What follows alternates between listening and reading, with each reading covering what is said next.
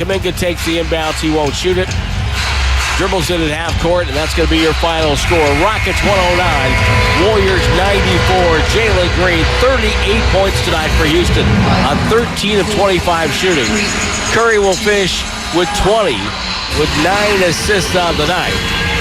But again, Jimmy Butler going down in a frightful fall after being undercut by Amen Thompson. Pajemski was out sick most of the night, played 14 minutes and didn't score. So the Warriors have health questions as they head back to the Bay. Yeah, and that is the number one storyline out of this game. The Warriors, they get the split they wanted in Houston, but they lose wire to wire tonight to the Houston Rockets. Final score in Game 2, 109-94. And the Warriors and the Rockets are now even at a game apiece. What's going on, everyone? Warriors wrap up here on 95.7 The Game. Evan Giddings, Mark Granny with you as always. And, I mean, kind of hard to start anywhere else, Mark. Obviously, we'll get into all the X's and O's of this game, but I don't think that there's anything more important right now than the health of one Jimmy Butler, who, and we'll talk about it, gets upended by Amen Thompson in that first half, goes down, did not return, very quickly ruled out for the remainder of this game with a pelvis contusion. And now the Warriors are left with 2 games between now and their first at Chase Center of the postseason, trying to figure out where they go from here. Yeah, it happened late first quarter. Jimmy Butler stayed in to shoot the free throws as a result because Amen Thompson called for a foul. The Rockets were over the limit, stayed in for one defensive possession. Then there was another stoppage, and Jimmy Butler limped over to the locker room. And then at halftime, he was ruled out for the rest of the game. Warriors have said that he's going to get an MRI tomorrow. Steve Kerr speaking postgame, and we'll hear from him coming up a little bit later on here in the postgame show, said, quote, Jimmy always says he's going to be fine, but we'll have to wait for the MRI. And again, the Warriors will get that tomorrow, I would imagine, once they're back here in the Bay Area getting ready for Game 3 on Saturday. But as we begin to look for the future of the series, there's a lot to dig into tonight, and we will do that. But Evan, as we think about the future of the series, so much is going to rest on, does Jimmy miss a game? Does Jimmy miss 2 games? Does he miss more? Does he not miss any games at all? Because there is pretty clearly, as we've seen the Warriors this season, a direct correlation between Jimmy Butler playing basketball and the Warriors being good, Jimmy Butler not playing basketball, and the Warriors being a mediocre team. Yeah, I mean, without him, they looked a lot like the team they were before him. Yeah. And, to their credit, I thought they showed a lot of fight in this game, despite not scoring 100. It's now the 5th time in the 7 meetings this year that they have yet to eclipse the 100-point mark against the Rockets. And I think you do have to tip your cap to Houston. Look, they came out, and even before Jimmy got hurt, it was clearly a different level of focus, of physicality, and I think energy on the Houston side. And this was, in a way, sort of what we expected. I don't know if people obviously foresaw the amount of, tenacity between these two teams. There was a flagrant foul on Jalen Green late in this basketball game. There was a total of 6 technical fouls, benches clear late in this one. And it almost felt like this was the game that at least I expected Game 1, maybe not a player to get hurt, but Houston, to me, they didn't really take it to the Warriors in the first game on their home floor. Tonight, they absolutely did. And I thought the Warriors did a pretty good job of handling the physicality, but down one of, if not at sometimes their best player. Obviously, in Game 1, Jimmy was sensational. It was difficult to see them overcoming Houston. And obviously, Jalen Green had a big bounce-back performance, 38 points. The Rockets shot markedly better from three-point range. And at the end of the day, you're left with a 1-1 series going back, which is, I think, kind of what we all expected in the first place. It's kind of like that gauntlet that the Warriors went through, right? Where they beat Memphis, they beat the Lakers, they beat Denver, and then they lost to Houston. And you feel terrible because the end of the gauntlet was a really disheartening loss versus the Rockets. But as you zoom out and you say, well, they still went 3-1 versus those 4 really quality teams. That's kind of how this moment is. You got the split, which is what you wanted. Like at the beginning of that gauntlet, if I had asked you, would you take 3-1? You absolutely would have said yes. If I asked you pre-game 1, would you take a split in the first 2? You would say absolutely yes. But the way it happens leaves you wanting a little bit more because you won Game 1 and it wasn't incredibly convincing, but you felt really good about the way that it happened and you shut down almost everything Houston wanted to do. They scored 85 points. They couldn't do anything and you felt like you had room to improve. And then you come out and this happens. And to your point, even before Jimmy Butler went down, Evan, it's not like the Warriors were playing great. Like, it would be one thing if the Warriors had a 10-point lead, then Jimmy got hurt, and then it all came tumbling down. They were down 8, 24-16 when Jimmy Butler checked out. Doesn't mean they were going to lose that basketball game, but it was a pretty uneven beginning. It didn't look pretty even when Jimmy Butler was playing. So I'm not guaranteeing they would have lost had he stayed healthy, but I'm with you. I think most Warrior fans would take a 1-1 in the first 2 games of the series. Now it's just up to you to defend your home court and make this 3-1. You going back to Houston for Game 5 next week, and then you move on from there. But credit Houston. They played a whole lot better. I kind of figured this was going to be a Houston win just because you can't, when you got your backs up against the wall like Houston did it in this game, it's kind of hard to overlook that. The Warriors did not play particularly well either. They did not shoot the ball well. The turnovers weren't terrible, but they came at some untimely moments that put Houston's lead up even higher. I don't know. It is what it is. Jimmy Butler gets hurt. Podziemski was dealing with the illness. It kind of felt uneven from the jump. Yeah, and that was something that leaked out pregame. The fact that Pods was, on the side at shoot-around this morning, was questionable for this game with an illness, clearly was not 100%, was sort of gravitating between playing, being on the bench, in the locker room, trying to figure out just how he was going to be able to stay in. So they were effectively a man down to begin the game, and then very quickly into the game, they go down another important player in Jimmy Butler. So, look, the Warriors, I think, they got punched in the mouth tonight by Houston, and the play by Thompson is going to be one that I think a lot of people focus on. And by the way, 888-957-9570 is the number if you want to get in on the conversation after the Warriors fall by 15 in Game 2. But this was a wire-to-wire win for Houston. I thought the Warriors at the beginning of this game, and we can talk about all of it, but I thought they came out a little sloppy. Steph throws the first ball that he gets away, and Draymond was largely ineffectual throughout this game, a minus 13 overall, but only had 1 assist to 5 turnovers. Never a good sign. And to me, if you're looking at, I know that the old adage is the series starts when the road team wins the first game, but this did feel like the series has finally begun. Like the Warriors were going to figure out tonight whether or not Houston had the goods that have led them to a 52-win season. They were marketed as this physical, young, up-and-coming team. Maybe they're a little bit ahead of schedule, but they're a good basketball team, and I think they showed that tonight on their home floor, and they won the way they've won a lot of games this year, which is basically forcing you to play from behind, forcing you to make elongated runs, and forcing you to take care of the basketball, which the Warriors is evident by 15 turnovers tonight, 6 from Steph, 5 from Draymond. Could not do enough to get back into this game. Yeah, I thought Draymond had a really rough basketball game, and it was more than just the turnovers, but there were a lot of really bad turnovers, whether it was just ill-advised passes or not being on the same page as his intended targets or whatever the case was. There was also a moment in the third quarter where he's the guy checking Amen Thompson, and the ball gets swung to Thompson in the left corner.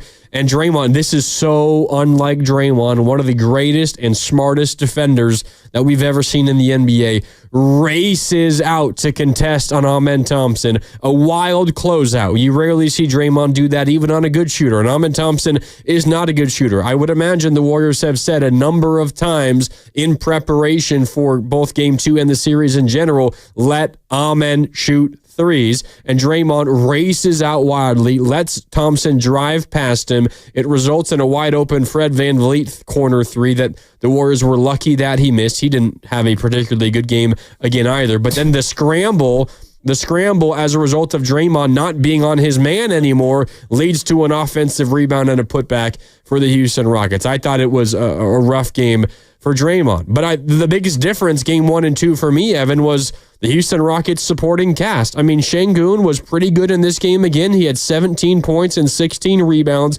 He was relatively similar in Game 1 with 26 and 9, but you got so much more from the others. Jalen Green, who was played off the floor in Game 1, only had 7 points on 15 shots. He had 38 points in this one, 13 for 25 from the field. You got 16 from Dillon Brooks. You only got 11 from him in Game 1. You had a better all-around game from Amen Thompson. You got 14 off the bench from Tari Eason.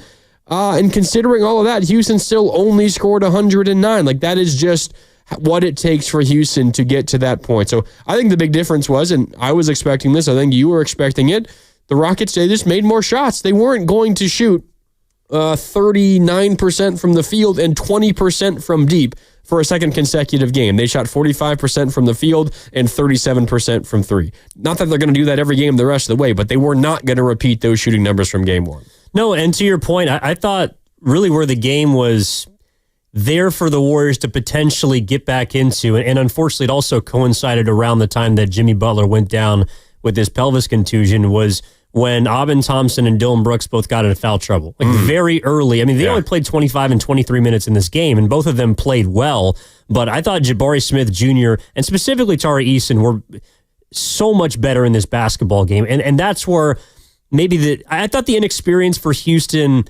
it was apparent at certain times in this game, specifically in the fourth quarter. I think the Warriors had got it down to 12. They had a chance to crack single digits multiple times, but just could not really get over the hump.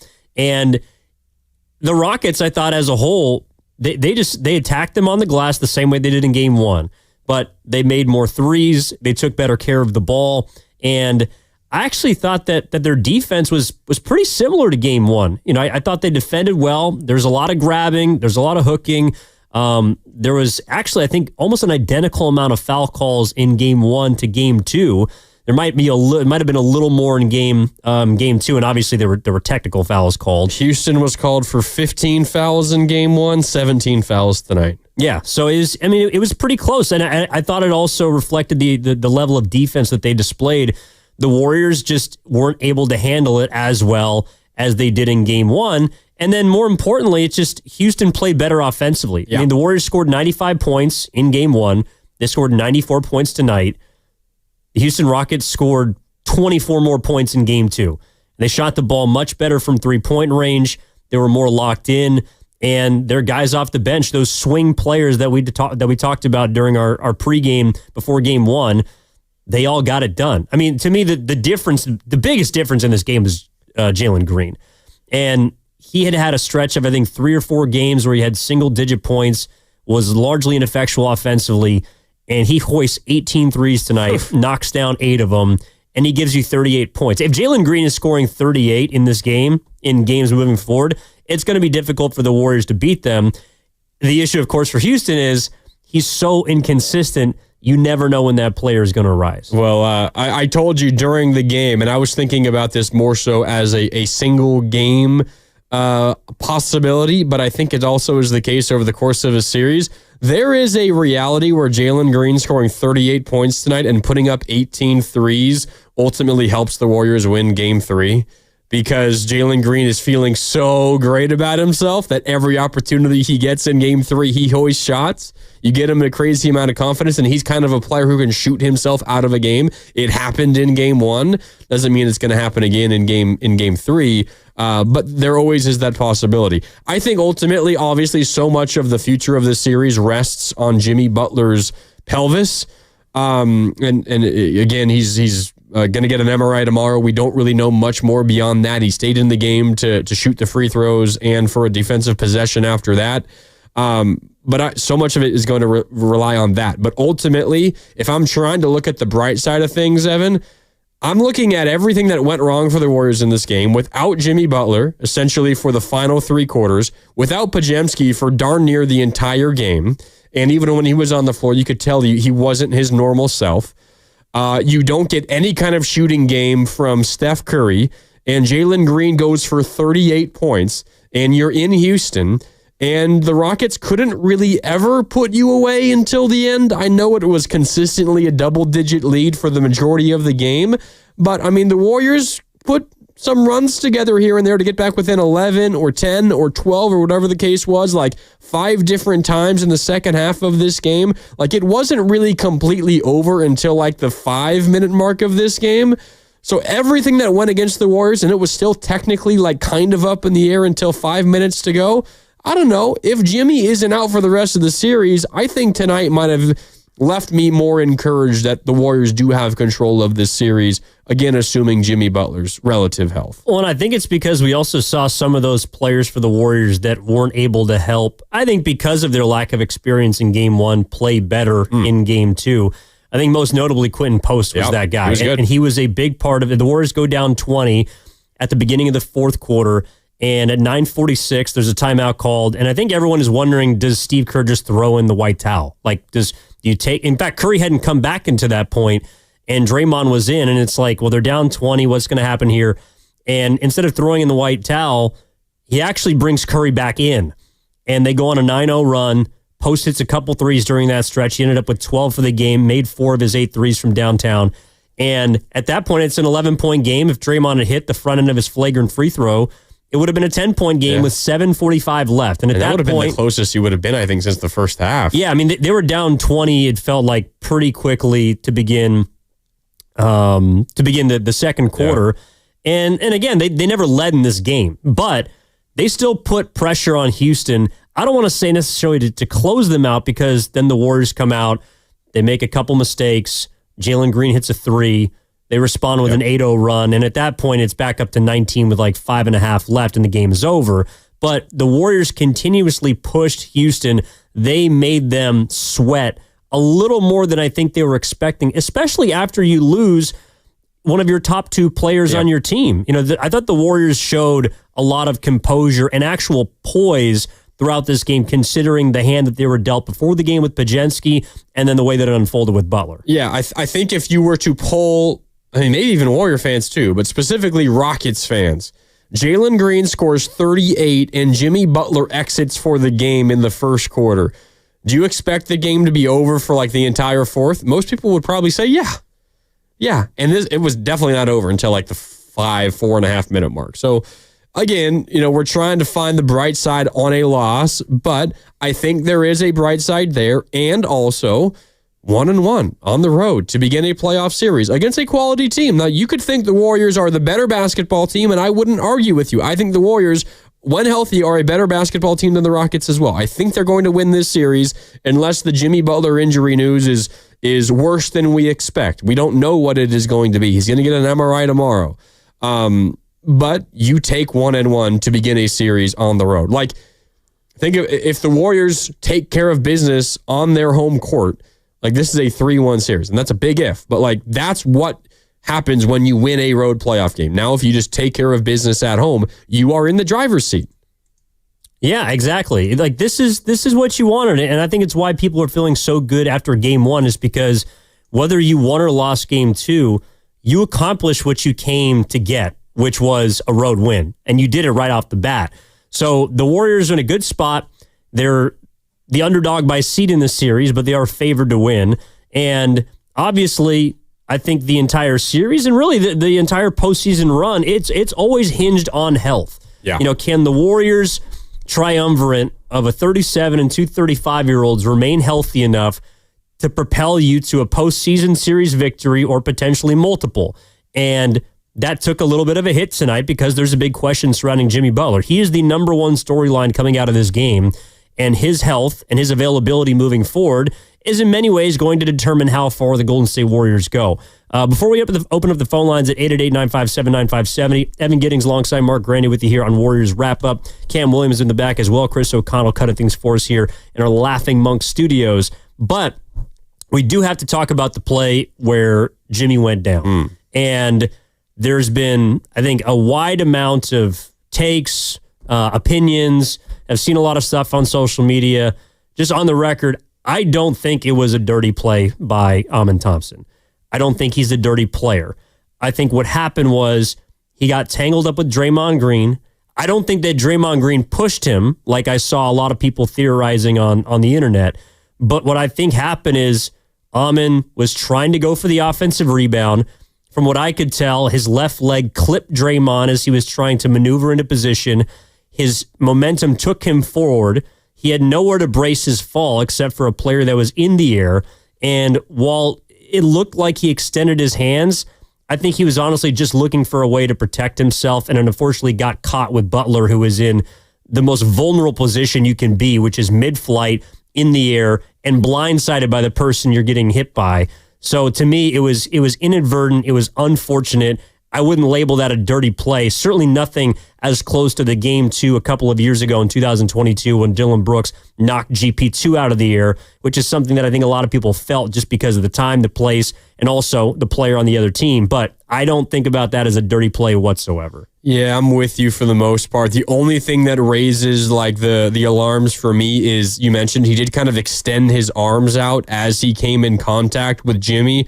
I think, though, if I try to put myself in Amen Thompson's position, and again, the context is that he was up and he was trying to, finish a shot like a little 12-foot floater over Draymond. It misses. He tries to squeeze his way past Draymond to try to position himself for an offensive rebound. They kind of get tangled up. Maybe he gets tripped or clips his foot on Draymond's leg, and he begins to kind of tumble and fall forward. And again, it's not Draymond's fault at all. These are just two dudes fighting for position. It happens literally 200 times over the course of a single basketball game. And he starts tumbling forward, and he just tumbles directly into the path of Jimmy Butler, who was elevating for the defensive rebound. And I think what happens is instincts kick in, and as you're falling one into a dude and onto the ground, you kind of brace yourself. You don't want your head to hit a guy's knee, so you use your hands to protect yourself. That's at least how I interpreted it. And unfortunately, the result of him trying to protect himself kind of resulted in him flipping Jimmy Butler out a little bit more than maybe he would have if he didn't. It's an unfortunate play, but I'm with you. I don't think there's anything patently dirty about it. It's an unfortunate moment on a basketball court, and you just hope that it doesn't cost Jimmy Butler a game, 2 games, the rest of the series. Who knows? Because the Warriors desperately need him. But yeah, I'm with you. I did not think that was a dirty play, just an unfortunate the way that it played out, because you never want to see anybody get hurt. Now, there is some good news. The Warriors have dealt with an injury like this before. Curry went down with a pelvic contusion. This was on May 20th in the win against Toronto. He missed a full week, but that was different because it was the regular season. There was obviously a lot of precaution surrounding Steph at the time, and a lot of the messaging out of the Warriors at the time was, well, if this was the playoffs, Curry would try to play. Yeah. Curry would look to give it a go. And we've already heard from Kerr. We'll have his full comments coming up for you in a little bit here on Warriors Wrap-Up with Evan Giddings and Mark Grandy. But it feels like Jimmy Butler is going to try and basically thug this out. And I, for one, believe that and Butler's a dog. We've all come to know this. And if you've watched any piece of his career prior to, you understand how tough of a player that he is. I would bet that unless there's something bad that comes out of the MRI, that we'll see Jimmy on the Chase Center floor this weekend. My read is, because they told us it was a pelvis contusion, is that the x-ray they took in the building after he went to the locker room was negative, which is why they're calling it a contusion and not a fracture or a break or anything, just a bad bone bruise would be my guess. And then at this point, it is essentially a pain tolerance thing. And if the pain is so bad, maybe you can't play.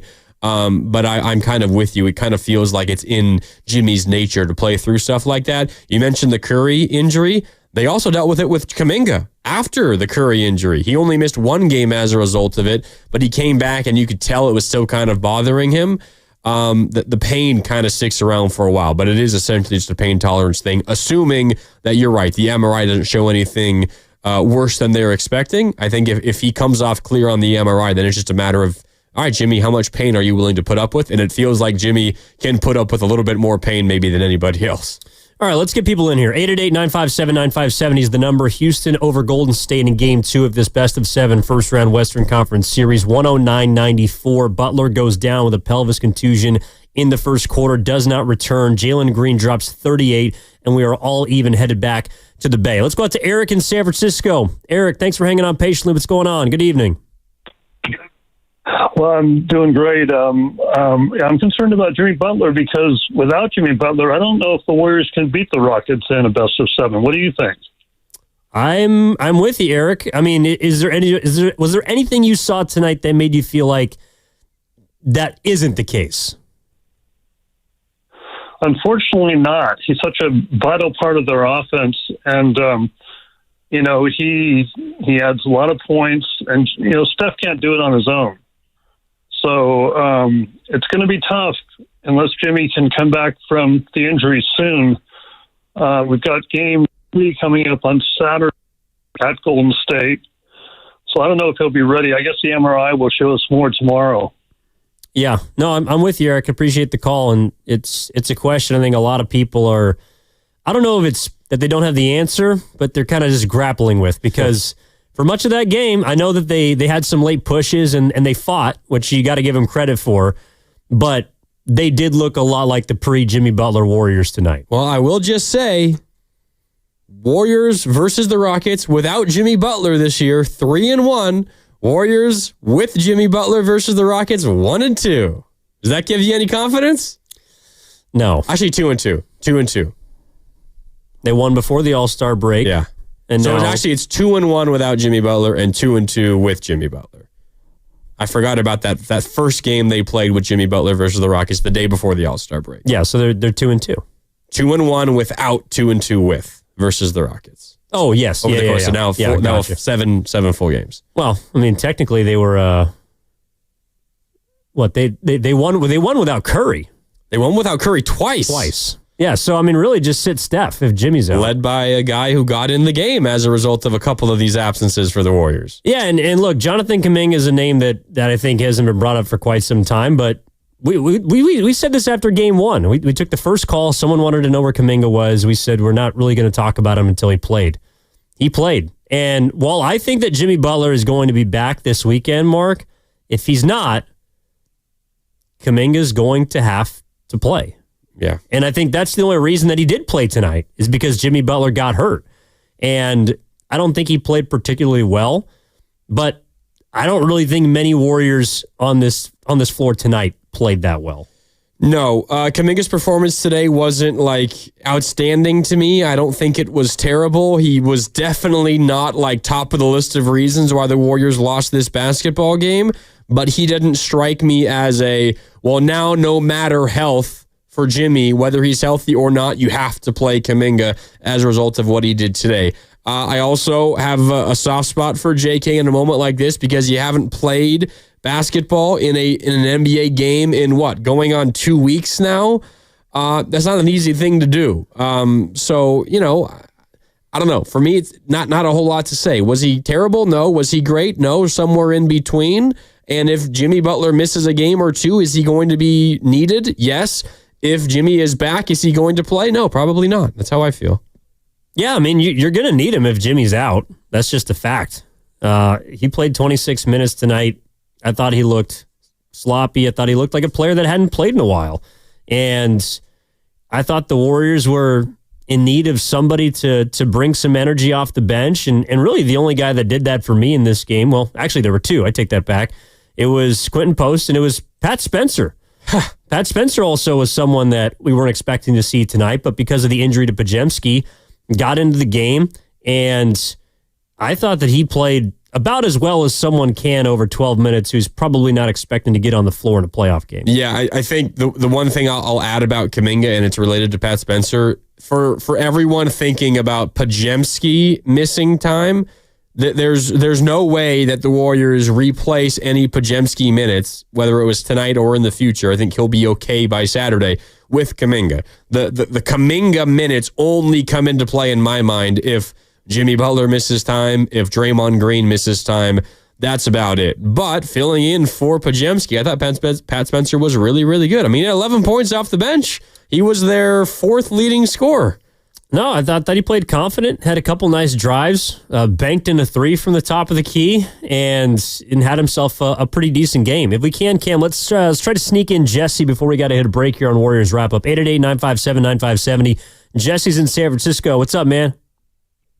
Hey, what's going on, guys?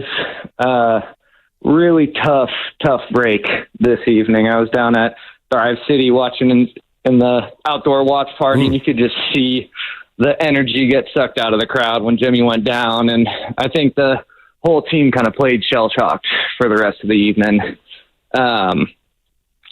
I really just hope and pray for his health because though I'm not worried that the Warriors can tread water a little bit and get some wins without him in. Batman can't be Batman without Robin. And going forward, we are going to need Jimmy if we want to really make some noise in this playoffs. That we are in agreement about, Jesse. However are you feeling about this game? I mean, in general, I think the injury does, kind of mar some things about the first two games, but overall, like, what are your takeaways from tonight? How are you feeling about the Warriors getting a split in Houston? 888-957-9570 is the number. Evan Giddings alongside Mark Grandy. We're going to step aside, come back on Warriors Wrap-Up. I see you, Ryan. I see you, Sam. Hang on through the break. We'll get to your calls. We'll get to your texts, and we will move forward here as the Warriors lose 109-94 in Game 2, a wire-to-wire loss where Butler gets hurt, and now they got to come back to San Francisco with 2 days off and try and take advantage, potentially, of a Houston team that has looked very Jekyll and Hyde-ish through the first two games of this series. All right, we'll be back after this on Warriors Wrap-Up. Also, Steve Kerr coming in its entirety as we move forward here on 95.7 The Game. A strong heart, a steady stride.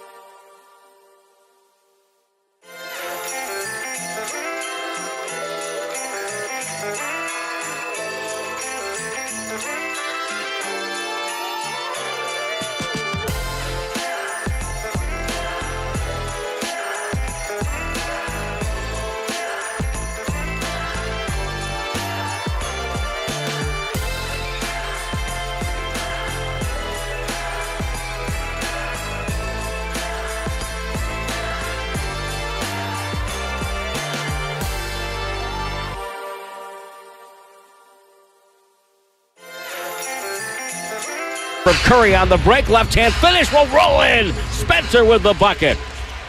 At Golden State showing a pulse here. Mid-second quarter.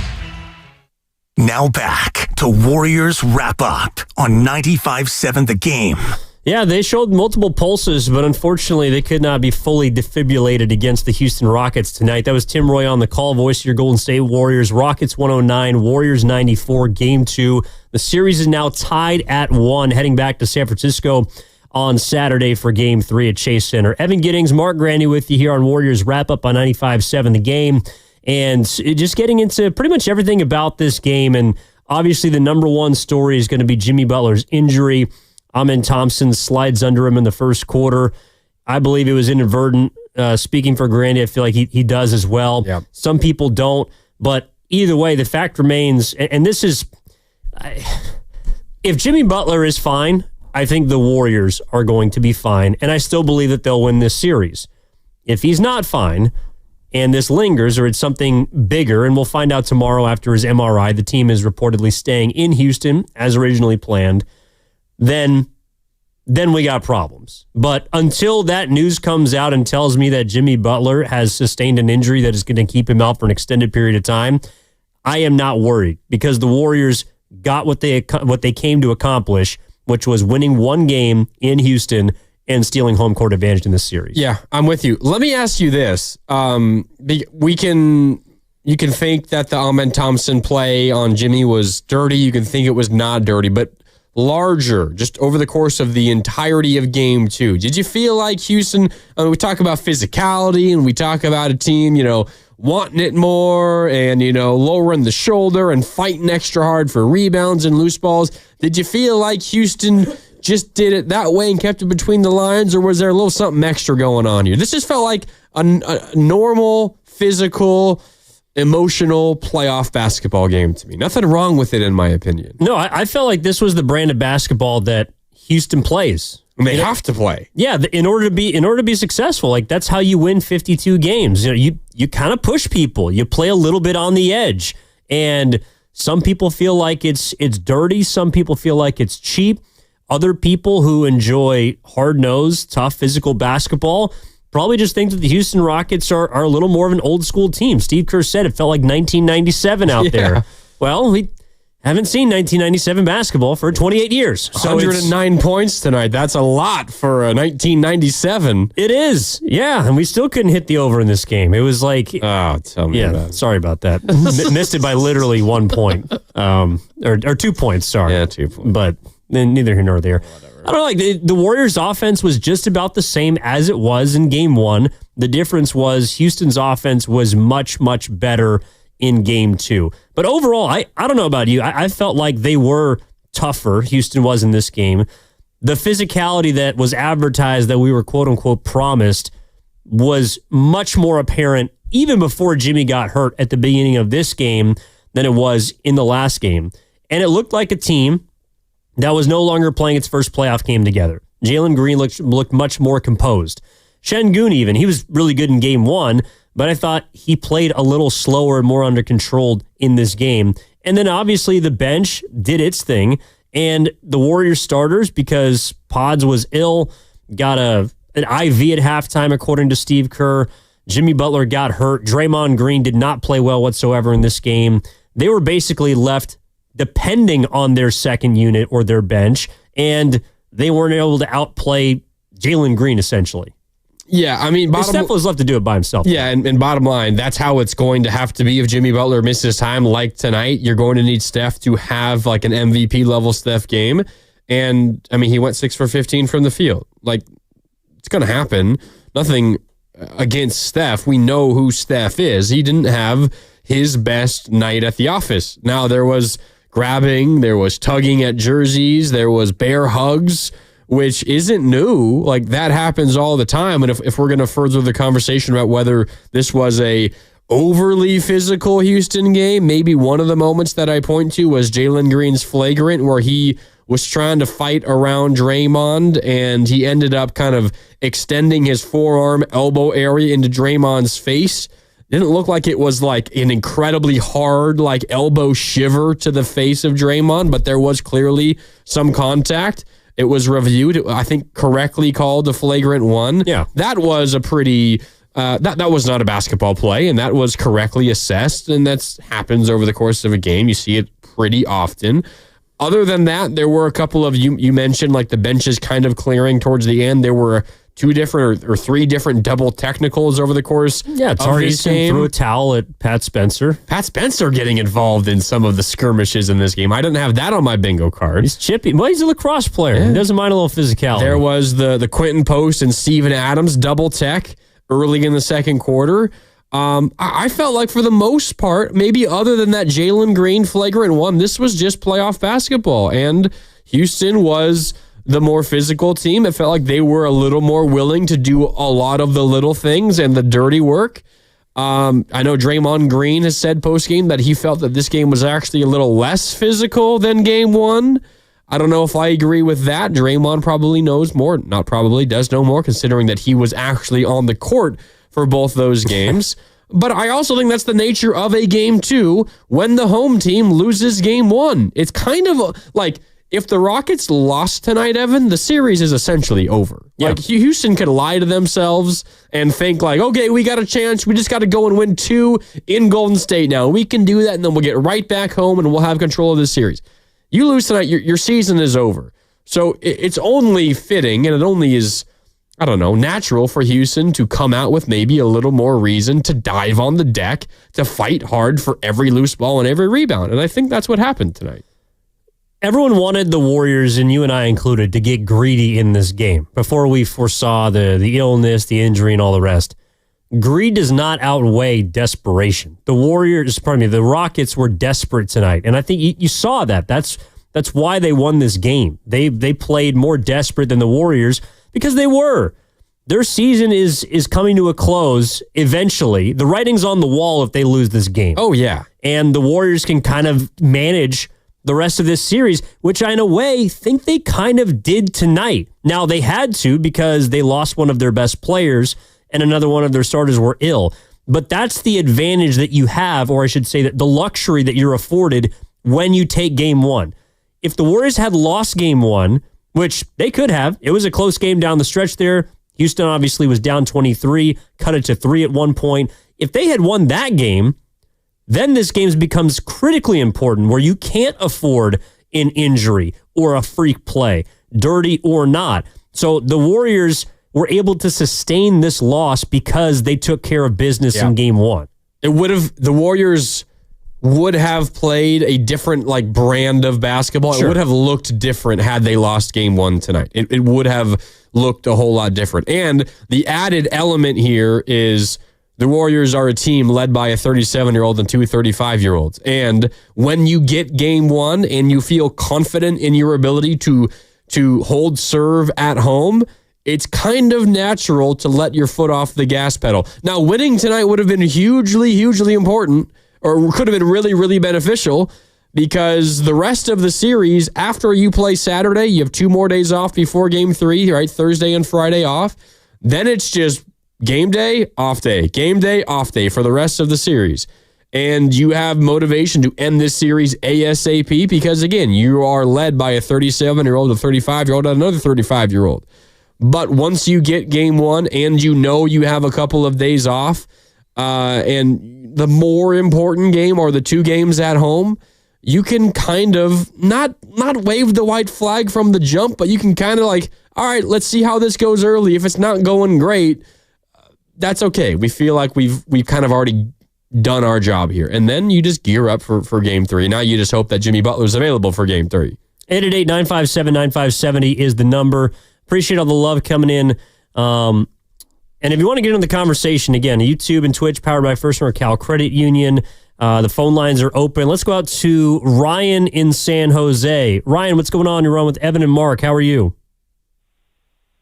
I'm good. Pretty emotional game, I would say. So I just wanted to talk a little bit about Jimmy and the injury. I know the X-ray ruled out kind of any major fractures, but I think an MRI, what they're looking for is pretty much any hairline fractures. That would take him out much longer than just I think that's basically what they're looking for. And Jimmy's pretty tough, so I mean, I am a little concerned because he wouldn't just leave the game if it was like he wasn't severely in pain. That being aside, I mean, as far as like the lineups and everything, I thought Post really showed how, he balled out. Like he I think he needs more playing time, more inclusion into the gameplay. Like, and then and Moody, just based on how much time he gets on the floor, like he just needs to be more aggressive on offense, in my opinion. And then, I mean, this is kind of out there, but TJD, I think he would help us be a little bit bigger, a little bit tougher against this Houston team that's pretty physical. So that's pretty much all I got. I mean, thank you, guys. Appreciate it, Ryan. Thanks for the call. Nice, Some man. good points. And I think it plays into something from the 650 on the Boxer and Gerson work injury attorneys text line. Butler going down is rough. We can still win this series if he doesn't miss extended time, but won't advance much further. Kerr's a great coach. Will make the adjustments in this series, but there's too much of a talent differential moving forward with Butler, I believe, is what the 650 is saying. And to your point, Ryan, the adjustments. I actually don't think there's a ton of adjustments to make unless Butler is out or less than 100%, because I think that's actually why Houston, in many ways, won this game tonight. I don't think they did a whole lot differently. We saw some different faces even before the game got out of hand. Aaron Holiday played a little bit in the first half, but didn't have much of an impact. You called that. They played they played less of their two bigs, which was something we also discussed, going smaller as opposed to leaning into them playing bigger with Adams and Şengün. They still out-rebounded you. Steven Adams played less than he did in game one, interestingly, because he was good in game one. Yeah, I mean, I generally don't think that going bigger against the Warriors, whether they've been winning titles with Durant or even now, is the way to beat them. But I don't think that the Rockets did a whole lot differently than they did in game one. They just made shots. Yep. They played better. They moved the ball. They were more poised. They didn't look as young as they looked in a lot of their players' first playoff games 2 days ago, or 3 days ago. Yeah, I'm not saying the Warriors got lucky in game one for all the shots the Rockets missed, but you knew they were not going to shoot that poorly again. Doesn't mean that they're going to shoot 40% from deep the rest of the series, and they were 37.5%. The Rockets will take that every game the rest of the series. They probably won't shoot that the rest of the series. If they do, the Warriors might be in a little bit of trouble. But Rockets are probably going to be somewhere between their two percentages in the first two games. They were 20% from deep in game one, 37.5% from deep in game two. If it's somewhere around 32%, 33%, right, one of every three from deep, the Warriors are probably going to win this series. And it's essentially what Ime Udoka said pregame leading up to game two. How do you expect to play differently, or how do you expect it to look different in game two? And he essentially said, how's it going to be different? Well, we're going to make a few more of our shots. And that was the case. And it's something that Steve Kerr also told Willard and Dibbs yesterday right here on 95.7 The Game. What's your expectation for adjustments for both the Rockets and yourself heading into game two? And he essentially said, well, teams really don't make any kind of major adjustments in terms of rotations or schemes or game plans until after a couple of games. Because in just a single game, it's an incredibly small sample size, and you could just be burned, or you could get benefit from a terrible shooting game or a great shooting game. And the scheme, the game plan could have worked to perfection, right? You got all these really good shots, or you got all these terrible shots, and you just happen to be bailed out by makes or misses. So over the course of a couple of games, over 3 games of a series, you have a larger sample. You have a better sense of what worked, what didn't work, where you need to adjust. So, yeah, I didn't really expect an overall change in plan of attack. It was just simply, is Houston going to make more shots? And they did, and they won. Sometimes basketball is as simple as, are you making your shots? And tonight they did more than they did in game one. Well, and I also think, too, it's about how much the Warriors, to me, in game one, while they were out-rebounded, the Rockets also, I think, got to the free throw line a little bit more than they did. But overall, they controlled the possession battle. To me, this is what it boiled down to tonight. If you're looking at the formula for Houston to beat Golden State, the statistics that I would look at are fast break, which is tied to turnovers, rebounding, and free throws. All of those are where the Rockets are able, if they control those categories, they're going to beat most of their opponents. Tonight, they won the fast break battle, albeit by 2 points. The Warriors turned the ball over 5 more times than Houston did tonight. Obviously, the Rockets out-rebounded them by 14. And then they even got to the free throw line a couple of more times in this basketball game. They made 5 more free throws than the Warriors did. It's going to be really difficult for Golden State to overcome Houston if they're not able to at least get one of those categories, specifically the turnovers. And I just felt like, even though they didn't get as many points off of them, Houston did, as they did in game 1, when Curry and Draymond, this is really where Jimmy is so important to me. When Curry and Draymond are as loose with the ball as they were tonight, and how much they are whenever Butler is not on the floor, that is where I think they're very much going to struggle. And so if they can't take care of the basketball, which they didn't do to start the game very well, well then yeah, the Rockets might be able to run against them. But overall, if Butler is able to, again, come back, remain healthy, I just think he helps the Warriors dumb the game down to the point where I'm not necessarily worried about how many points they're scoring. It's about how many possessions they're not allowing the Rockets, how many free points they're giving Houston. Because I'm with you. I don't think the Rockets are going to make 40% or near 40% of their threes for the next however many games this series goes.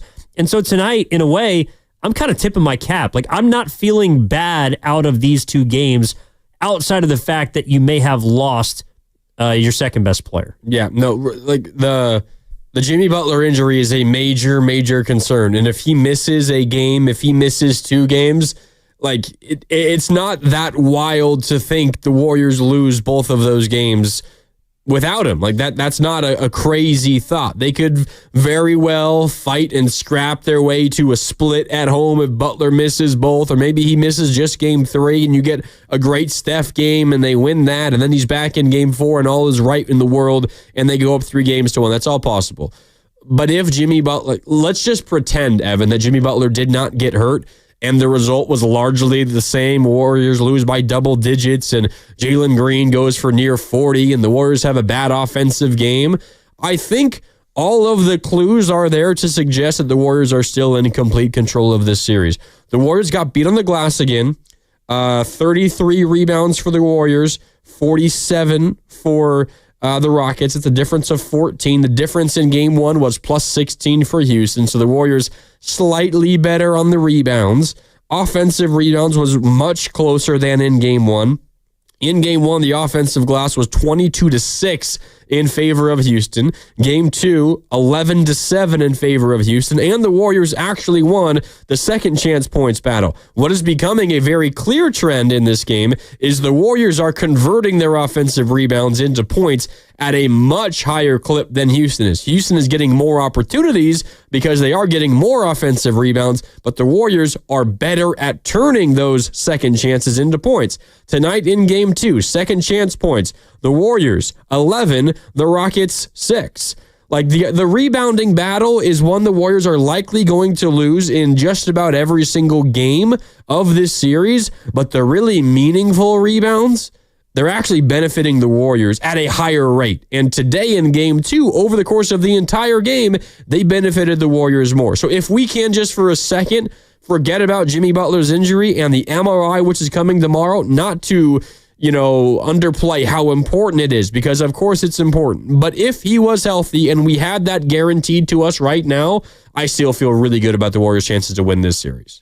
Yeah, I do too. I mean, there's some things, in this game that concern me a little bit. The fact that the Rockets were able to speed up the Warriors, even with Jimmy Butler on the floor to begin the game, that's something that concerns me a little bit.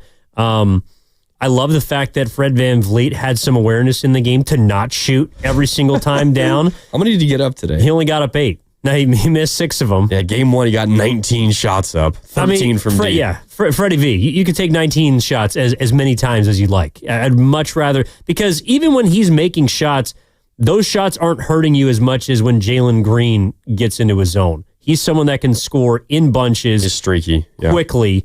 And Fred VanVleet is just, to me, a little bit more of, like, he's the point guard. He should be initiate everything and not the one that at least is taking as many of those shots. Şengün again was good tonight, 17 and 16, along with, I think the statistic that jumps out to me about Şengün's game is the assist numbers. Like, he was more of a facilitator in this game, certainly than he was in game one. He only had 1 assist in game one. He had 7 tonight. And I thought that the Rockets also, compared to where they played a little more through Van Vliet on the perimeter, Green scored a lot in this game, but I thought that Şengün, they were able to play more through him as kind of this point or center point guard, so to speak. And that is an area where the Warriors can get into some trouble, because if Draymond Green is not playing elite defense, like I don't think he was tonight. I think in general, I'm with you. It was kind of a down game for Draymond on both ends of the floor. He was pretty bad. He wasn't good, especially on offense, but sometimes he'll be able to make up for that defensively. I don't think he bothered Şengün at all tonight. And I don't think that Şengün had as much tunnel vision as he did in game one, where he scored 8 of their first 13 points, and it was all about getting him his shots.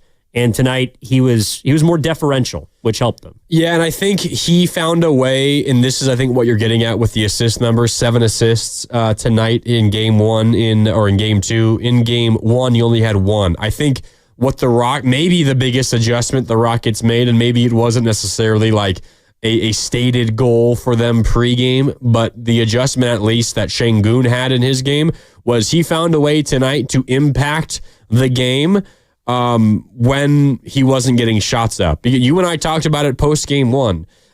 In game one, he had 26 points in all. In the first half, he had 16 points on 13 shots. So in the second half, he had only 10 points on 5 shot attempts in the second half of game one. And as a result, his impact on the game in the second half essentially disappeared. Like, he didn't impact the game because he wasn't getting shots up and he wasn't really scoring all that much. What happened today was he didn't score as many points. He had 26 points in game one and only 17 tonight, but I would argue his impact today was larger because he got others involved. And the Rockets were still sort of playing through him, kind of as like the hub. Think of it similar to what the Warriors do with Draymond sometimes on offense. I know a lot of people throw out the baby Jokic moniker for Şengün. I heard that a couple times tonight. Yeah, we did. We were watching our guys Fitz and Kalena on NBC Sports Bay Area. Heard it a couple of times from them. And that's not nowhere near, I mean, like, okay, similar kind of style, and they're relatively unathletic bigs. Like, I get it. Jokic is on an entirely different stratosphere than Şengün. But I think the major point here is that Şengün found a way to be a positive impact on his team, and that's influenced and shown by his plus 28 plus minus in 37 minutes in a game in which they won by 15. That means when he was off the floor, the Warriors were pretty darn good, but when he was on, the Rockets were absolutely elite. And that is a big adjustment because the Warriors found a way, and I think for the most part in this game, they found a way to take away his scoring for the most part. But the difference was he was setting up his teammates, and his teammates were making the shots tonight. 888-957-9570 is the number. How you feeling after these first 2 games? Houston 109, Golden State 94 tonight. After the Warriors win 95-85 in game 1, they get their split. They come home after stealing home court advantage from the 2 seed. And now the 7, assuming health for Jimmy Butler, we've got an opportunity to reclaim the lead in this series. If not, and we'll find out tomorrow with Jimmy Butler's MRI, but I think overall, some positives from the Warriors. Is there anything concerning you guys out there at 888-957-9570, guys and gals? Also, of course, the number for the Boxer and Gerson work injury attorneys text line. We're taking your calls on the other side. Also, Steve Kerr coming up in its entirety on the other side as well. Evan Giddings and Mark Grandy right here with you in our Laughing Monk studios on Warriors Wrap-Up on 95.7 The Game. We're back after this. Every morning, we rise and shine.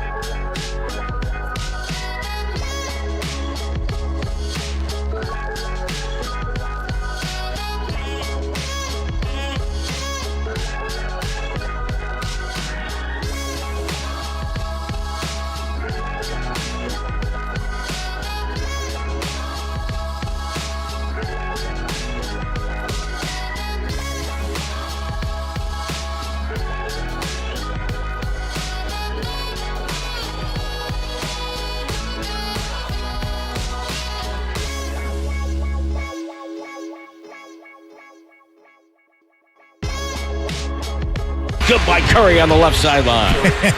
Looney got all of Jalen Green on that screen. That was a Looney Tunes screen there with a guy go whack. Kind of slides down, you know. Now back to Warriors Wrap Up on 95.7 The Game. A Looney Tunes screen. That's a new one. Jalen Green got decked a couple of times. Moses Moody laid him out once, right? That was on Thompson, I think. That was when Curry hit his first three. Yeah, Moses set a freaking cement wall screen on Amen Thompson to start the game. Not easy to send Amen Thompson to the floor. No, I mean, that's why. Look, I thought the Warriors did. They had moments where they absolutely flashed the physicality that matched Houston, but overall, I just think they got overwhelmed tonight, and were obviously dealt a bad hand with Jimmy Butler getting upended by Thompson, goes down with a pelvis contusion, left the game almost immediately, stuck in to make the free throws, went down for one possession, but left, did not return, and his MRI and results are going to be tomorrow, but we'll obviously keep you updated on that. And we're gonna hear from Steve Kerr in a moment. But Evan Giddings, Mark Grandy with you on 95.7 The Game, 109-94. Rockets win Game 2, evening the series. Headed back to San Francisco Chase Center, 5:30 tip on Saturday here on 95.7 The Game. But before we get to Steve Kerr, let's clean up some calls and go to Joe is in San Francisco. Pardon me, San Jose. Joe, what's up, man? Just been frustrating watching today. I think we gave this game away. We're playing I know we play loose, but we play really undisciplined basketball. These guys can't shoot, right? Do you see anybody face guarding Draymond Green at the three-point line? But I'm not sure why we're guarding Amen Thompson and all these guys. Like, just let them shoot. To your point, Van Fleet, they can't shoot. Even Jalen Green is a 35% three-point shooter. I'm not sure why we're letting him drive. But I just think that, I hate giving these games away, especially when someone like Butler gets hurt. We get extra rest, extra time. And I think, watching Curry turn over the ball, Draymond playing bad, we're out of position. That's why we don't rebound. I think that Curry and Draymond have the same amount of rebounds today. So I hate giving these games away. I think just let these guys shoot, stay close to the rim, rebound the ball, play simple basketball. We should win.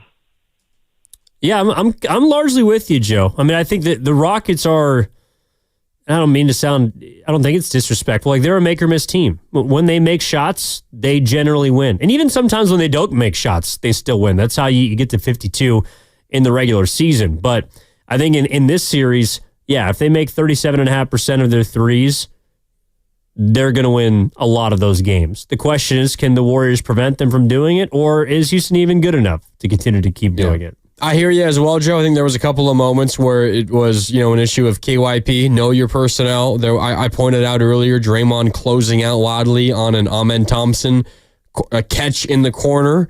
Joe's right. You let Amen Thompson take that three, or at least you dare him to make it. You don't put your defense in a bad situation by closing out Wadley and allowing a drive, and then suddenly they have an advantage.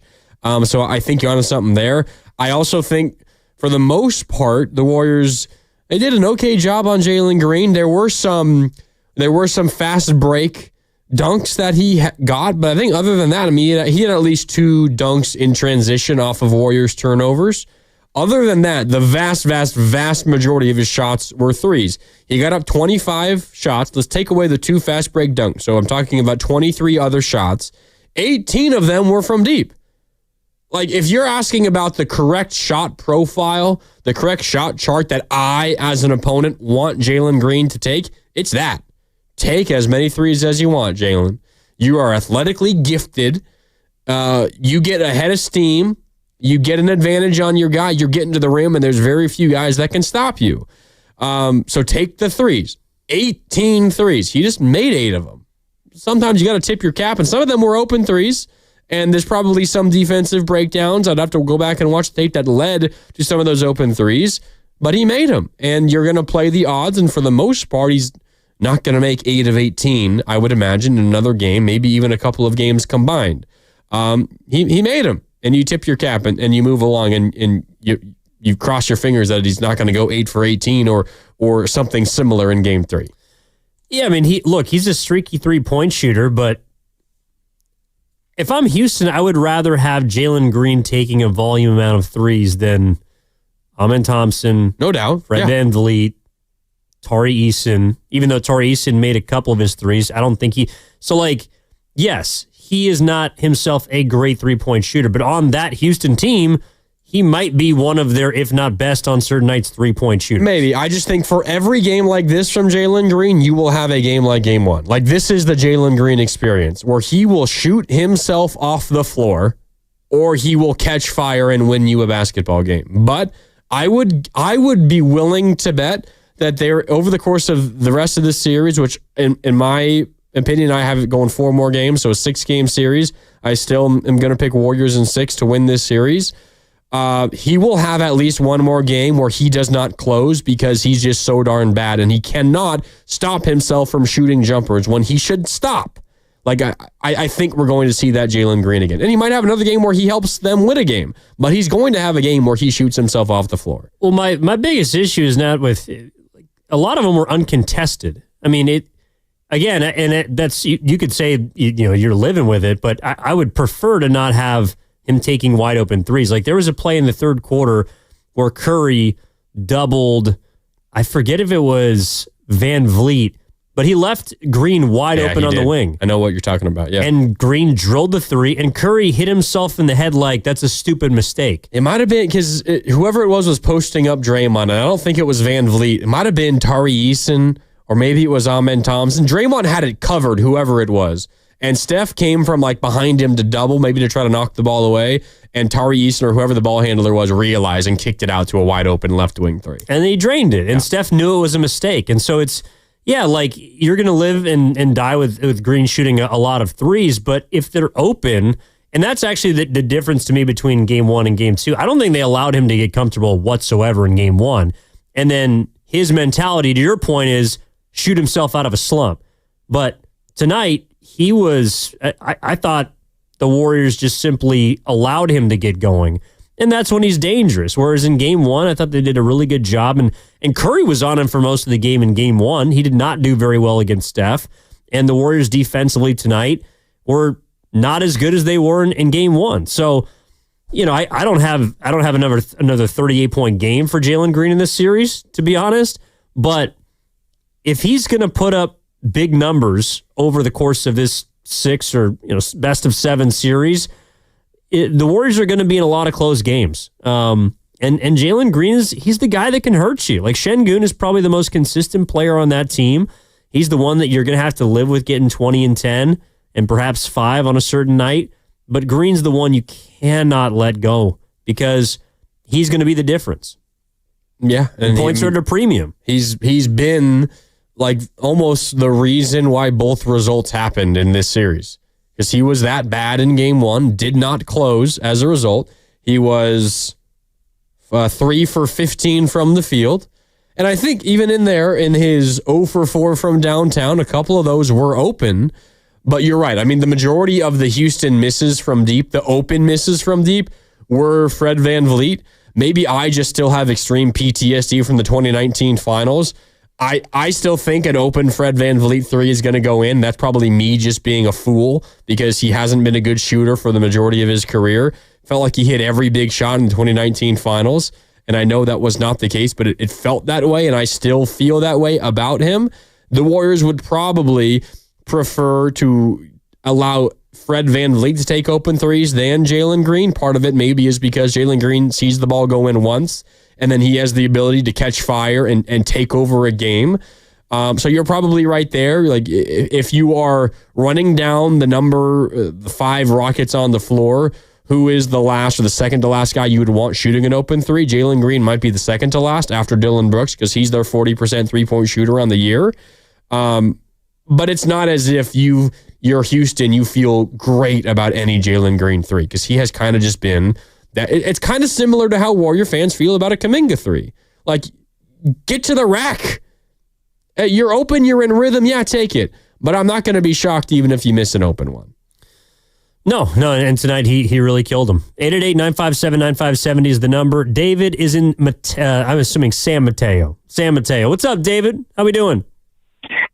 I'm doing great, but I want to take a little take at Dibs for earlier tonight before he went off the air, talking about, the Warriors are going to lose tonight, and kind of gave us the jinx there. So thank you, Dibs. I hope you're hearing that. Other than that, JK, he came in the game after Butler got hurt. It was okay. It wasn't spectacular, but it was like all right a performance. But Pat Spencer, he opened my eyes out. Buddy Hield over there bricking all the time, just has no handles on the ball. Pat seems like he has a stride that he wants to win. So I just want to see more Pat Spencer minutes and less of Buddy Hield minutes. That's my take for tonight. And JK, just keep him ready because I think he's just going to burst out and come out with a bang. And that's what I have for you guys tonight. So thank you. I'm out. Thanks, David. Yeah, appreciate the call. I mean, I think I don't expect to see Pat Spencer much the rest of the series, but if you do, I think tonight it makes you feel like he's going to be able to have an impact. I mean, in 11 points in 12 minutes, he did not look overwhelmed considering he has, number one, not played in the playoffs, but number two, he hasn't played much in general, like in the regular season. So, yeah, you got to tip your cap to Spencer. And then for Kuminga, it's a wild card. Kuminga could have been really good off the bench tonight, or he also could have been largely ineffectual, which is what he was. And that's the reason why he's fallen out of the rotation. It's because you don't know what to expect from him. And tonight, I think it's kind of unfair to expect him to step in and give you Jimmy Butler level production. Yes. But that's what he had to do if the Warriors were going to win this game. And I think it's unfair to ask him to do that. It is unfair to ask him to do that. For me, the Kuminga experience tonight is so much less about, is he making shots? Is he missing shots? Does he look in rhythm? Is the confidence there? It really has nothing to do with that.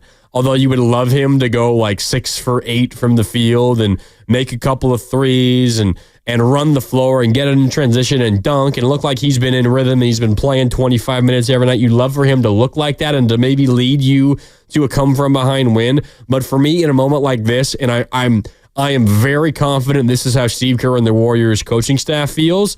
You throw Kuminga in there today and you're looking for one thing. You're looking for just 100% all-out effort. Diving on the floor for loose balls, boxing out, finding a body, physicality, running the floor, all of those things. And we saw some of it. I don't think we saw it 100% of the time.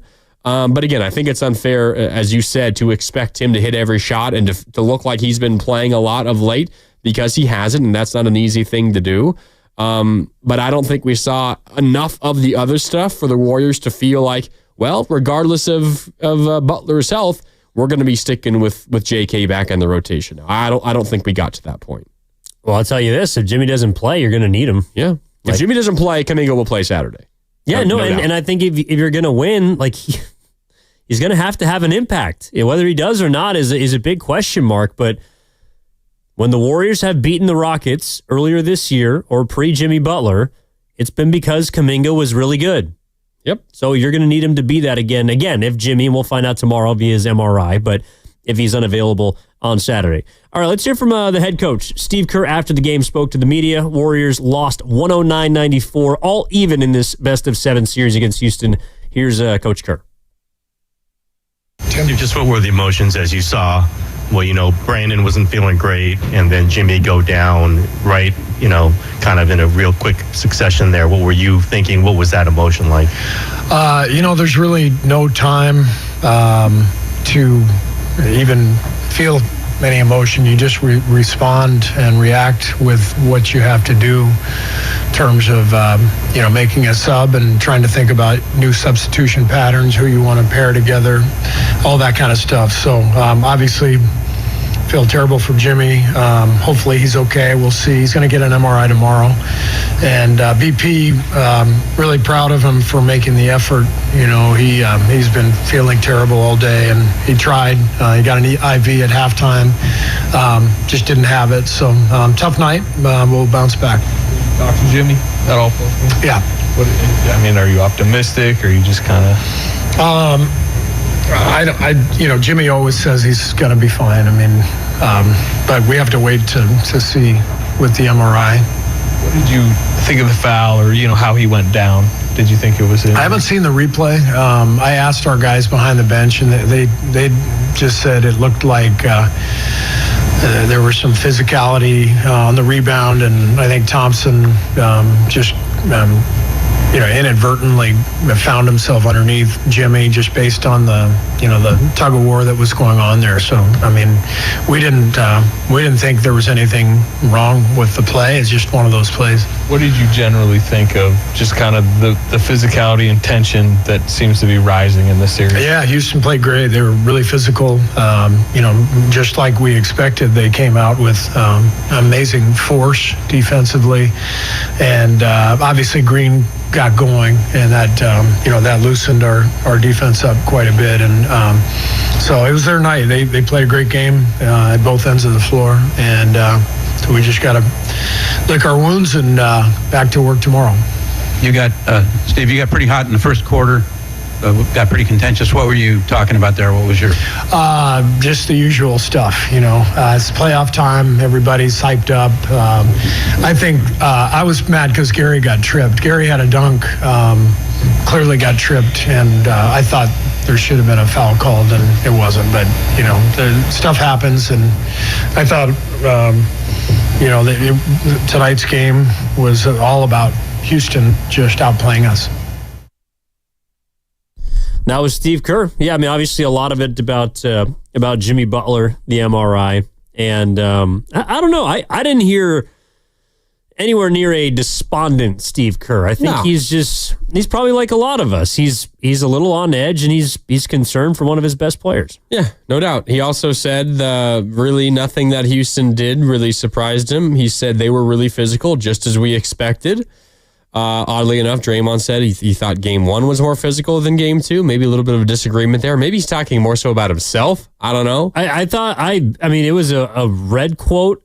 I would want to hear it because my guess is Draymond in these situations can be a little like tongue in cheek. And so, whereas obviously it was more physical than game one, there was 6 technicals, a flagrant foul, and a player got hurt. But I could see Draymond at the podium being like, yeah, it's not really that physical. I think we have the Draymond sound. I think our guy Chris O'Connell cut it for us. Cam's getting it ready for us. Let me know when you have it, Cam, and we'll play it. Also, I heard Quentin Post might have let something slip in the locker room that Chris cut up. If we could put that on the board as well, Cam. Do you have Draymond on how much more physical this game was? Yeah? Play it for us, Cam, whenever you're ready. Thought it was a little less physical than game one. All right, there it is. A little less physical than game one. But he's so short, like, I'm sorry, I ain't buying it. Draymond knows. But he does sound a little down because he didn't play very well.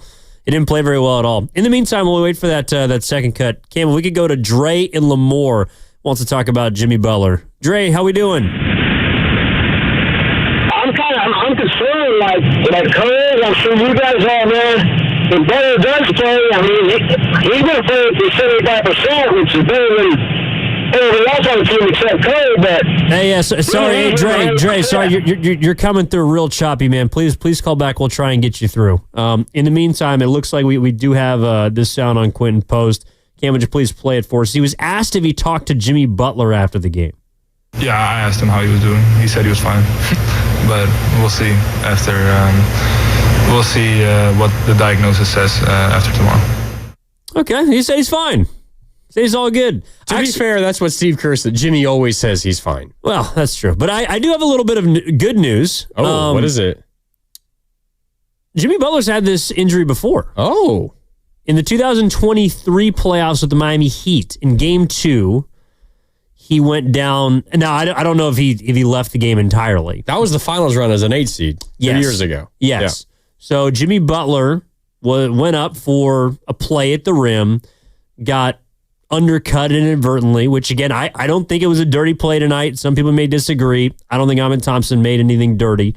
Got undercut, went down, hit the floor, and he ended up finishing that series against the Bucks with a playoff career high 56 points. Pretty good. And a 42-point closeout game in Game 6. So Jimmy Butler has dealt with an injury similar. We obviously don't know the severity of this one, but again, I am hoping and I believe that Jimmy Butler will be fine. The Warriors have also dealt with injuries similar to this very recently. Both Steph and Jonathan Kuminga dealt with varying degrees of this same injury. We don't know exactly, was Steph's worse than this Jimmy one? Is Jimmy's worse? Is Kuminga's the worst? We don't really know. Steph missed 2 games, although important to note those 2 games were spread out over the course of 5 days?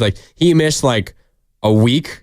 Curry missed a full week after his pelvic contusion. Missed just 2 games, but it was a full week. Kuminga missed 1 game. It was 3 days, I think. And then once he came back, you could kind of tell he was still kind of laboring through it. So it was not smooth, and it was not you're not going to miss any time. But there's also the thought that if it was postseason, maybe Steph would have only missed 1 game. Maybe he would have only missed 3 or 4 days. There was the chance. He really wanted to play that game in Miami for Jimmy Butler's return. The Warriors decided, no, we're not going to do that. They didn't want to push it at that point, but if that was a playoff game, he probably would have played. So maybe it's something similar for Jimmy. But obviously, so much of the rest of this Warriors season will rest on that MRI tomorrow. No doubt. We got Dre back in Lemoore. Dre, what's up, man? How we doing? I'm just worried about Jimmy. Just like you guys, just like Coach Kerr. Hey, if we get 75% of Jimmy, he's still the second best player on the team. But I just hope he comes back Saturday and he puts his stamp on the game. And I got to concur. I'm not which one of you that said it, but I suffer from Van Fleet PTSD in 2019 myself. Every time he shoots the ball, I think it's going through. And it's not coincidental. I hope it's just coincidental that team was injured. Toronto had no business winning that championship. And let's hope Jimmy Buckets comes back so we're at full strength and we got a real series. Appreciate it, Dre. Yeah, I don't get Fred VanVleet PTSD, but I do think that the similarity potentially is that this series could be dictated by health, could be dictated by injury. The Warriors obviously win the 2019 finals if Durant and Clay don't get hurt. But I've seen Fred VanVleet miss too many damn shots this year. He's gonna have 1 game where he probably makes a bunch of them, and maybe that's a game that Houston wins. Similar to Jalen Green tonight. I don't know, man. We've been watching these games together. The first 2 games, every single time a shot goes up, the first thing out of my mouth is "Thank God." That's not going in. He had a couple of really bad misses today. Oh my God, it's ugly. I don't know how the hell did he make all those shots in 2019? That's what I don't get. Well, they weren't dependent on him in 2019. I know a lot of people forget this, but he came off the bench. Kyle Lowry was the starting point guard. Yes, so he made big shots and obviously had some big moments in the finals, but they weren't as dependent on him as the Rockets are now. I also think, the reason why the Warriors lost tonight, and granted, one of their starters got hurt and the other starter, Pods, was ill, but their starters got outplayed tonight. I don't think that's going to happen more often than not. I also would push back a little bit on Dre's comments about, it's not that I disagree that at 75%, Jimmy Butler wouldn't be their second best player, but I think that's a problem. When Jimmy Butler is not aggressive or is not himself, the Warriors are a very different basketball team. And I think we saw that a couple Sundays ago against Houston when he noticeably only took 7 shots and they lost that game. They need Jimmy to be Jimmy. Yeah, they do. I also think it's important to note that the Warriors looked like, again, it was only 10 minutes worth of basketball, but the Warriors looked like the worst basketball team even when Jimmy was on the floor to begin the game. Like, it's not as if this was we can't possibly say Jimmy doesn't get hurt, plays his normal minutes, the Warriors are for sure winning that game. Like, Houston a lot of people thought they'd lose this game. Yeah, Houston was up by 8 when Jimmy Butler left. Now, it doesn't mean that the Warriors could not have come back and won that basketball game. They definitely could have. But, Houston, through the Jimmy Butler minutes, was playing a whole lot better than the Warriors. And maybe that would have continued. Maybe it wouldn't have. In an odd way, I still think that makes me a little more confident in the Warriors' ability to beat the Rockets, assuming Jimmy Butler's health. That is a lot to assume at this point because we do not know the results of the MRI, which will happen tomorrow. And whenever they happen, we'll, of course, update you right here on 95.7 The Game. But I think considering everything that went against the Warriors in this game, as I try to, and I know we're getting close to wrapping things up for the night, so if you want to get a call in, do so now, 888-957-9570. But as I try to find the positives in a loss, it's 1, you got the split. It's 2, Jimmy missed the final 3 quarters of this game. Podziemski essentially did not play. When he did play, he was a negative. He was very bad, dealing with an illness. His first shot was rough. Brutal. Rough. It bruised the backboard. He finished with zeros across the board in 14 minutes, 0 for 5 from the field, 0 for 2 from downtown, did not record a single statistic. Worst game we've seen from Podziemski in forever, but he was sick, missed the entire second quarter. It is what it is. You did not get a shooting game from Steph. You had Jalen Green have the game of his life. It's going to be forever, and when the next time he has a better postseason game, 38 points, made 8 threes. And yet still, you found a way to actually make this pretty darn competitive in the second half. And you were in this game in the fourth quarter. You were legitimately in it. All of those things went against you. And you were on the road in Houston after having already won game 1. And this was still okay, they got a chance here. If Jimmy is healthy and he misses 1 game at the maximum, I still feel pretty darn good about the Warriors in this series and the way in which this game happened. Again, if we can just assume that the Butler injury is not major, I don't know that for sure. I'm just, for the sake of this argument, going to assume that. I think how tonight played out ultimately confirms what I believed after game 1, which was still, assuming health, the Warriors are in control of the series, and I think they win it in 6. This is from the Boxer and Gerson Work Injury Attorneys text line from the 909. One silver lining tonight was QP knocking down shots with confidence. True. Once he saw that first one go down, that's when they started to fall. And obviously he had a goose egg in game 1, so you're right. That's absolutely huge. This is from the 408. I also think Fred VanVleet is lethal. Well, I certainly hope not, but we're obviously going to find out. All right, let's get our last call of the night in here. Jim is in San Jose. Jim, what's going on, man? You're on Warriors Wrap-Up. How are you? Hey, you guys are great. It's the key to the series. Remember, Curry went down, same injury as Jimmy Butler, hurt his butt. They made a special spongy thing to put under his shorts so he wouldn't injure it again. If Curry's butt protector fits Jimmy Butler, we win the series. That's the key to the series. Thanks, Jim.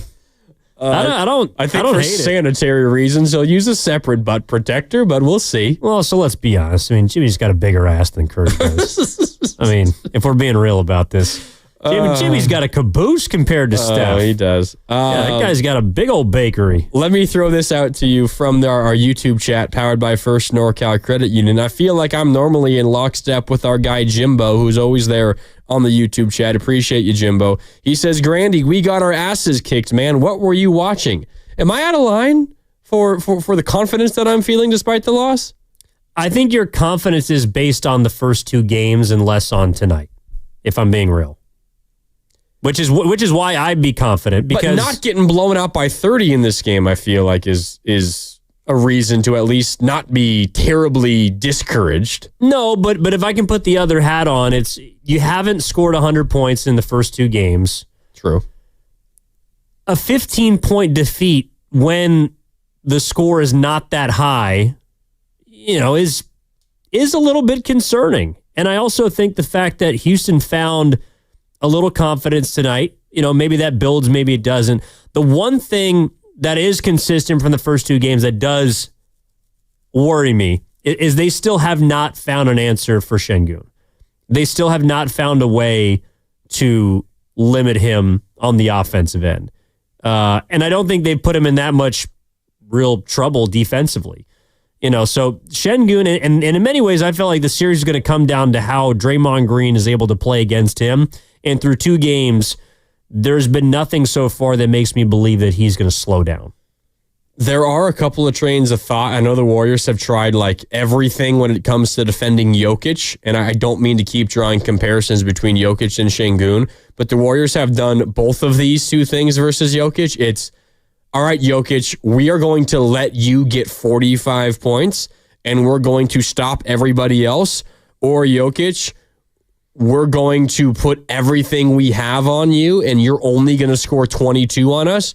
And we're just going to hope that Jamal Murray and Aaron Gordon and whoever else don't make enough shots to make us beat you. I think the Warriors in game one, they caught lightning in the bottle where specifically in the second half, they limited Şengün offensively, and then the others just didn't do enough to hurt you. And then in game two, I think the Warriors, not necessarily that their plan was different, but that Şengün was just better at getting his teammates involved in other ways, and then Jalen Green caught fire. So I think a lot of the series is going to come down to maybe not necessarily Şengün scoring. It's going to come down to Jalen Green and Dylan Brooks scoring. I think that's how this series is going to go. And if Jalen Green has a great series, the Warriors might lose. Yeah, I mean, the fact that the Rockets almost had as many assists as the Warriors tonight, it just goes to show like that the Warriors are going to have to look. That's not their game. Although they did have one taken away from them. What was the one in the corner where Draymond Green was in transition? He threw it through the hands of Moody and it got tipped to. Was it Curry in the corner? Oh yeah, it was early in the game. It's to Moses. Moses drilled a three from the corner, and it was not considered an assist for anybody. Yeah. It might have been through GP2's hands. But anyways, my point is the Warriors didn't move the ball very well tonight. They didn't. Any game that Draymond Green has one assist, I would venture to guess they have lost more of those than they've won. Yeah. Because especially on a night where you lose I would say Jimmy Butler is their primary ball handler at this point. And if he's out of the game, Draymond's got to be much better at taking care of the basketball. That's another part of this too. It's like, if Curry and Green are going to be loose with the ball, and they have been at times, even in game one, well, then you might have some problems. The only time they've looked susceptible to me to being beaten in a series is when they haven't been able to take care of the basketball. And tonight that was much more evident than game one. I mean, Draymond has to be better. Draymond will be better. It's going to be difficult for him to be worse. I thought Draymond was really, really bad in this game. What did he finish with? He made a couple of threes, so he's got 8 points. You mentioned just the 1 assist, 5 rebounds, 5 turnovers. Steph also had 6. I mean, those two combined for 11 of the Warriors' 15 turnovers. When you compare or when you add that to Jimmy Butler not playing in quarters 2, 3, and 4, it's going to be really, really, really difficult for you to win any basketball game, let alone a team versus a team that won 52 games. All right, is what it is. Your stars are going to have to, 1, play, and 2, play better, and you'll have a shot. But if Steph and more specifically Draymond repeat what happened tonight, the Warriors will lose another basketball game as long as that happens. Yeah, I mean, look, I think the Warriors as a whole are probably feeling pretty good. And similar to what we were talking about between games 1 and 2 with Houston, what are the adjustments for the Warriors? Well, get healthy. That. I actually don't think that there's much else that they're going to have to do. And that's why playoff basketball is so much fun. The Houston Rockets have their style. The Golden State Warriors have their style. Over the course of 7, we find out which one's the best. Do you think that we might see the Warriors adjust the plan of defending Jalen Green, reacting to just this one game? Or do you think they trust the nature of Jalen Green's game, that he's going to have a big game, but he's going to largely be a volume scorer? Yeah, I don't think they change how they're guarding him. I mean, maybe you get a little more into his jersey, but Moody was good on him in game 1, but Steph was actually awesome on him in game one. And there was a stat. Now, granted, the Rockets didn't make very, very many shots at all. But like of all the game ones, the lowest percentage from the floor of an on-ball defender was Curry. I want to say Green shot like, I don't know if it was Green, but whoever Steph was guarding was like 3 for 15, 4 for 15 when Steph was the primary defender. It might be inflated by some Van Vliet misses, but yeah, exactly, because he couldn't hit anything. But the point is, I think that in a series like this, like Green is someone that isn't yet physical enough on the offensive end to bully someone like Curry. And he's not, I don't think, quick enough to take advantage of what Steph at his elder age can't do laterally. Like, I don't mind Curry being one-on-one with Green whatsoever, even after a night where he scores 38 points, especially because a lot of them were, to your point, from the perimeter. You know, if Jalen Green's staying out of the paint, if he's not getting to the free throw line where he is an elite free throw shooter, that's also a win for the Warriors in my mind. Yeah, I'm with you. We got a couple of TVs going on in the studio, and they're replaying the Eastern Conference games from earlier in the day. Before we get on out here, I just want to say how much more exciting the Western Conference playoffs are.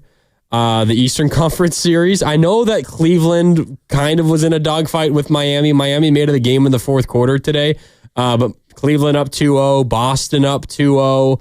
The Eastern Conference playoffs, not that we weren't really expecting this, but kind of boring. The West, though, we got 3 series that are 1-1, and then you got the major snooze fest of OKC and Memphis. But these other 3 Western Conference playoff series, we got some amazing basketball here over the next week plus. Yeah, I mean, I think that's just a reflection of the conferences. Yeah. It's also why, whoever you have coming out of the East is going to have, I think, an advantage over who comes out of the West. Not going to have to work as hard. Yeah, they're like Jason Tatum, part of me sat tonight. They could sit him the rest of the series. They could. And the Celtics would handle the Magic. Oh, God. You know, I don't know if the same is necessary for Cleveland, but if Donovan Mitchell went down tonight and they didn't have him for the remainder of this series, they would still beat Miami. Cavs in 5. Miami will win 1 in Miami, I think. Yeah, they might gentlemen sweep them. But to the point of we're talking about health is wealth for the Warriors, if Jimmy Butler misses time, if Jimmy Butler, for God forbid, missed the rest of the series, they're not beating Houston. No, of course not. The Celtics could lose arguably their best player, and they will cakewalk through the Magic. Like, that's just the gap in the East between a lot of these teams. And they might still win the second round. I mean, even the 4-5 is looking lopsided, but that's just Milwaukee looking like an absolute dumpster fire. The 3 seed is Indiana, right? Or the 3? No, the Knicks. The Knicks are the 3. Knicks might beat the Celtics if Tatum doesn't play. He's going to play. Well, it's a good series from the standpoint that I think it's going to go deep, but aesthetically watching the Knicks is just like... I'm pulling for the Pistons. in that one. Yeah, I do like Detroit. I think they might be a little too young. But you're right. The West they have all the series to watch because it's not just tight teams or good teams, but overall it's star power. Like the stars are in the West. And the Warriors lost one of their stars tonight and hopefully can get him back on Saturday. But that's going to put a bow on this edition of Warriors Wrap Up. Game 2 in the books. Series tied at 1 after Houston, in wire-to-wire fashion, wins against the Warriors tonight, 109-94. Jimmy Butler is getting his MRI tomorrow after a pelvic contusion, hoping to get him back this weekend, if not in the near future. But we go back to the Bay, or we're in the Bay, I should say. The Warriors come back to the Bay on Saturday, 5:30 tip. Warriors live at 4:30. In the meantime, lock in tomorrow from 6 to 10 with Joe Spadoni and Joe Shasky. Signing Guru from 10 to 2, and, of course, Willard and Dibbs from 2 to 6. You know what's after Willard and Dibbs? Beginning at 6 tomorrow? That's right. We got an NFL draft special. We do. You, me, and Sterling Bennett from 6 to 10? It's always football season. What are the Niners going to do at pick 11? Maybe they trade down. Maybe they trade up. Maybe they take Shedeur Sanders. Please don't pick a running back or a wide receiver. What do you mean? I want Genty. Oh, God. Anyways, that's tomorrow, 6 to 10. Yeah, so that'll be fun, 4 hours. And then also on Friday night, you and Sterling will have that show as well. So, yeah, 2 days of NFL draft coverage. yes, indeed, the Niners do have things going on in addition to the Golden State Warriors. A lot happening in various sports right now. But in the meantime, big thank you to everybody who tuned in tonight, called in, texted in, along with our YouTube and Twitch chat powered by First NorCal Credit Union. Big thank you to our network coordinator, Cameron Williams. Big thank you to Chris O'Connell, cutting everything in the back for us. Big thank you to my partner, Mark Randy. My name is Evan Giddings, saying so long. We'll talk to you tomorrow, all right here on your home for Golden State Warriors basketball, 95-7 the game. Have a good night, everyone. In 1848, James Marshall discovered gold at Sutter's Mill.